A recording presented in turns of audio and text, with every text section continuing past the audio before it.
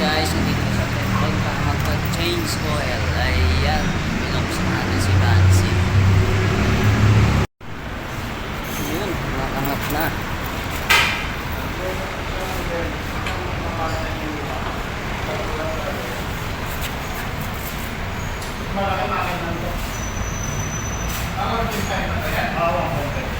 $1.3? Oo. Pero mas model ko yung isa. Dito ka ako pumunta. Mas tipid to? Hindi, mas tipid din yung isa. Ay, 1.5. Ay, luma. Yung 1.5. 2018 to eh. Pero kung mas luma dito. Pero ba, yung yung Gen 1 ba yung tawag nila? Gen 1. So, ito na nga guys, nakalip up na ang ating Bansi. So, yun, ipipesto na ni Kuya ang sahuran ng used oil. Ayan guys, tignan nyo naman guys. At uumpisahan na po mag-change oil ni Kuya. Ayan, natanggal na yung tornilyo. So, yun.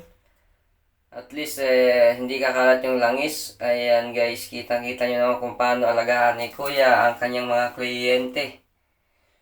So, yun. Ang maganda dyan ay lagi nating i-monitor ang ating mga langis kung ito'y madumi o maitim na guys. So, kailangan mong ipa-change yun ang ating mga sasakyan. So, yun. Kitang-kita nyo ang itim na ng langis.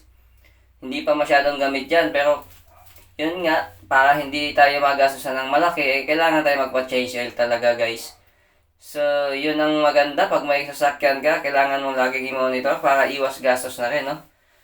So yun, importante yan guys, kaya huwag niyong kalimutang mag-change oil sa inyong mga sasakyan. Alright! So, ito ang gamit na oil. Ayan.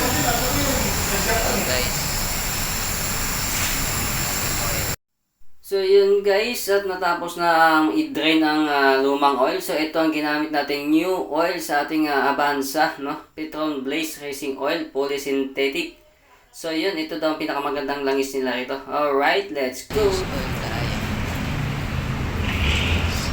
pina-change na natin si Bansi.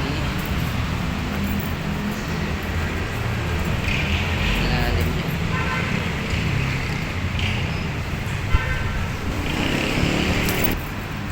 Itim na rin ang langis eh. May filter available nito? May filter? Filter? Oil filter? Oo, meron. Ayun. Meron pala. So yun guys, natapos na rin i-drain yung lumang oil niya. So yun, ililip down na natin si Bansi para isalin na yung bagong oil na inabil natin. Ang Petron Blaze Polysynthetic Oil.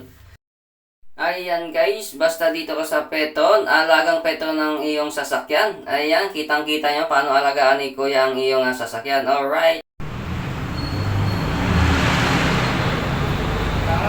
Tayo niya, okay.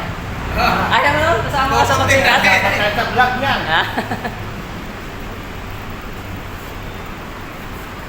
Makita mo nung misis ko. Ayaw mo yan? Isikat naman niya. Oo, at least na. Kaya ako, hindi na kailangan yung mabababa ng tulog para buksan ng blood trap. Pag nag-change oil ka, bugaan mo ng lagi, ayos mo.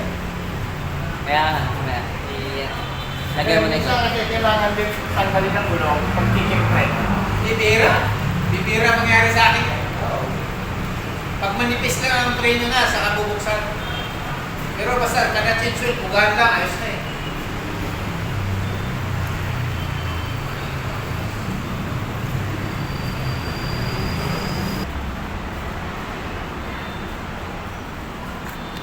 Tatlong ganyan lang ang pinakakasya niya, no? Apat. May matikla ko. Masarap yan, suave. Polysynthetic pa naman yan. Oo nga eh. Yun o, linaw oh.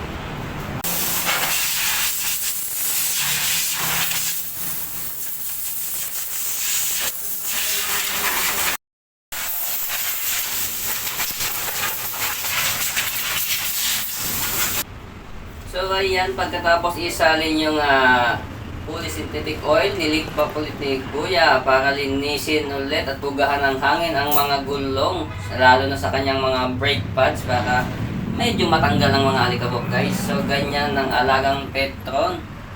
So, ayan guys, kung nakikita nyo, nakalip up ulit si Bansi. So, yun, binubugahan niya na ang 4 na gulong, lalo sa kanyang brake pads, para naman yung na-absorb na mga alikabok ay matanggal, kasi nakakasira din ng mga pad yun guys, magagasgas. So, yan po ang alagang Petron. Ganito sila sa kanilang mga kliyente.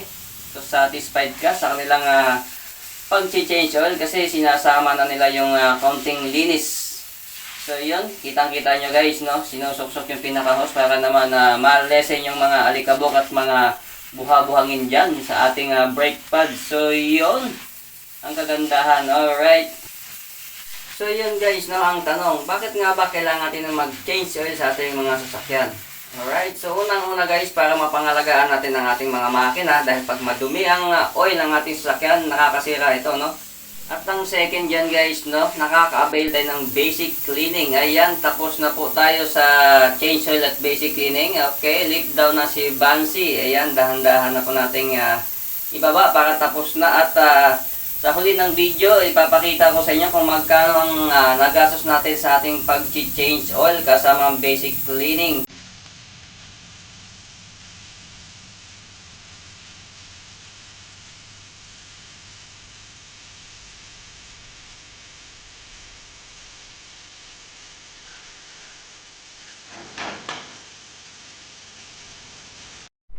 So yun guys, tapos na tayong change oil. Ito ang ating lahat na nagastos. Sa labor 330, sa filter oil 180.